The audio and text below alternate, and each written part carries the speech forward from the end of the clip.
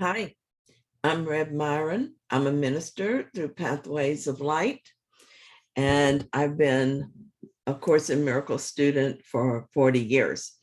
So I've been going through the lessons this year, asking Jesus for clarity, and then I write down whatever comes to me. So that's what I'm sharing with you today.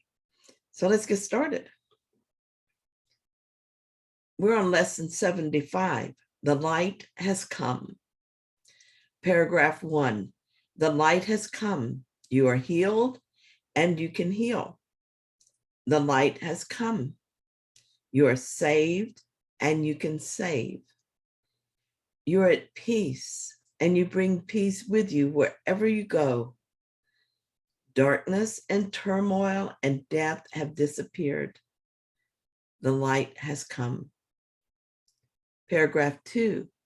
Today, we celebrate the happy ending to your long dream of disaster. There are no dark dreams now. The light has come. Today, the time of light begins for you and everyone. It is a new era in which a new world is born. The old one has left no trace upon it in its passing. Today, we see a different world because the light has come.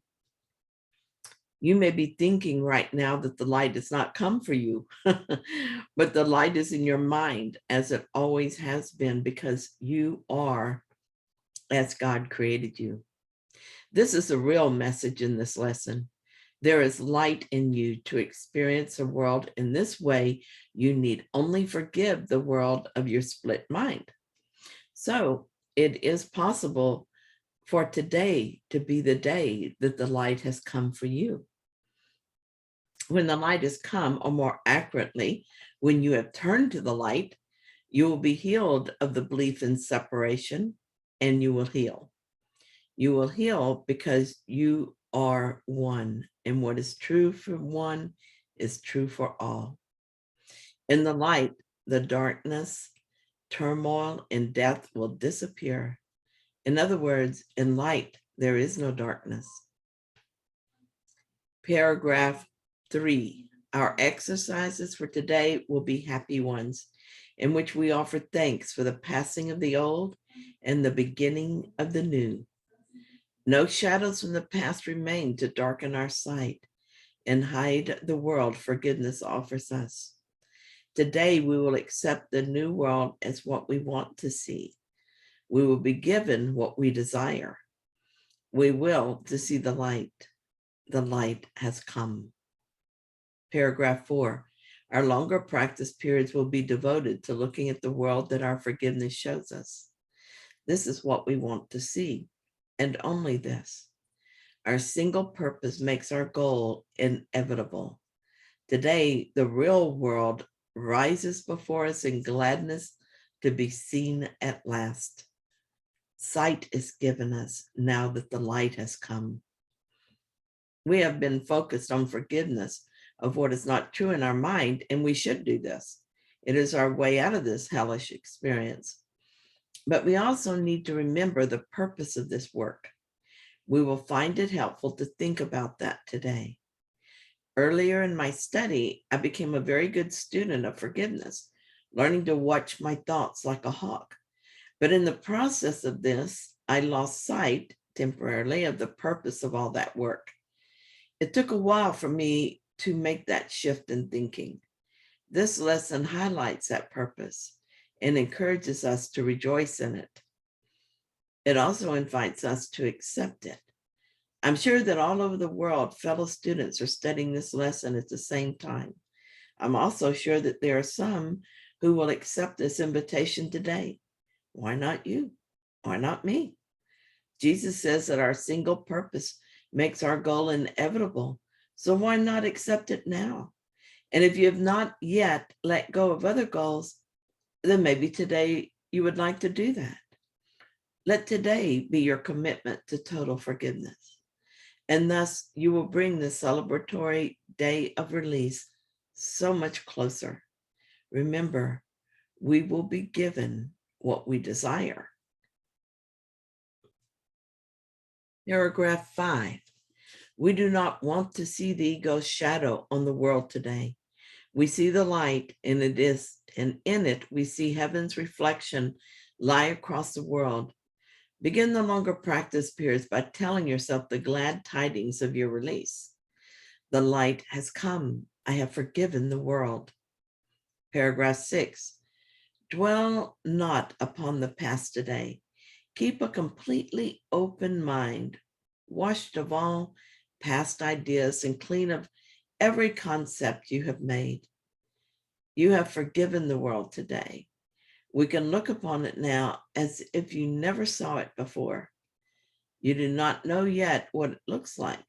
You merely wait to have it shown to you. While you wait, repeat several times, slowly and in complete patience. The light has come. I have forgiven the world. Perhaps you're thinking about how just yesterday you fell headlong into a story and find yourself judging and holding a grievance. Or maybe it happened just a few minutes ago. It doesn't matter.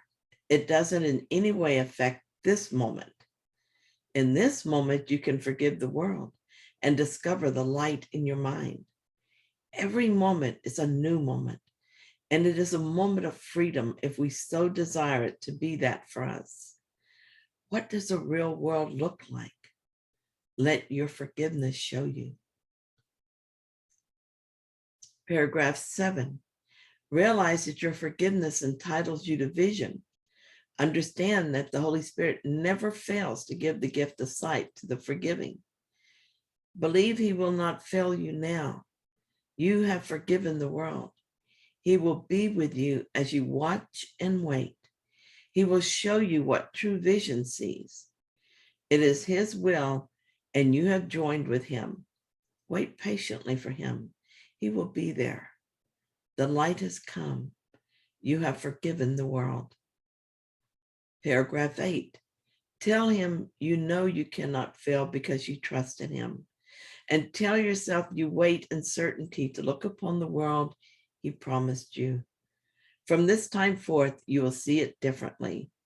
Today, the light has come, and you will see the world that has been promised you since time began, and in which is the end of time ensured. The Holy Spirit never fails to give the gift of sight to the forgiving. Oh my goodness, how easy it is to reach our goal. We only need to forgive, and the real world is there for us to see. Perhaps you've had glimpses of it as forgiveness has opened you to sight. Maybe you have felt joy rise in you for no seeming reason, even as the world around you remains unchanged.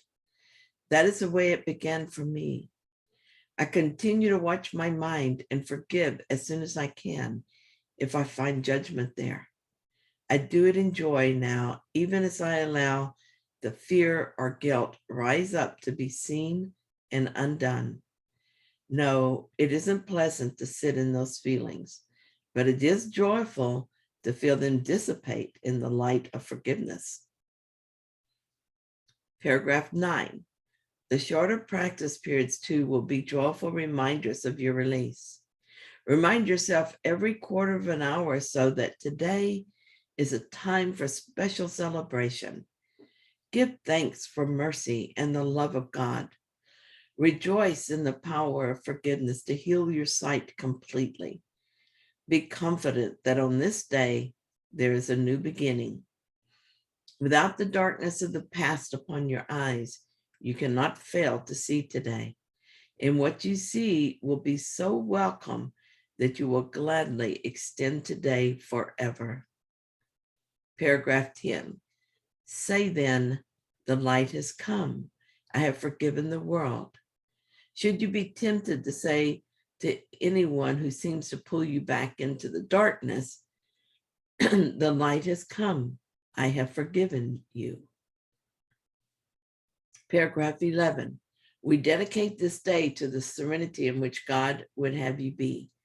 Keep it in your awareness of yourself and see it everywhere today as we celebrate the beginning of your vision and the sight of the real world, which has come to replace the unforgiven world you thought was real. Truly, this is joyful work we do, even if it doesn't always feel like it. Don't be discouraged if it seems at times you're not succeeding. Be patient with yourself and trust the Holy Spirit. I do, and it's paid off in ways I never imagined. Today, allow yourself to feel the serenity in which God would have you be. Let us celebrate the beginning of your vision. And if you have experienced that wonderful shift in which forgiveness is simple and always welcomed, celebrate that. I am, and I look forward in certainty that soon there will be nothing else in my mind to forgive. Thank you for joining me in this lesson, and thank you for watching my video. If it was helpful, please like it, and if you haven't yet, subscribe. I'll be back tomorrow with another lesson.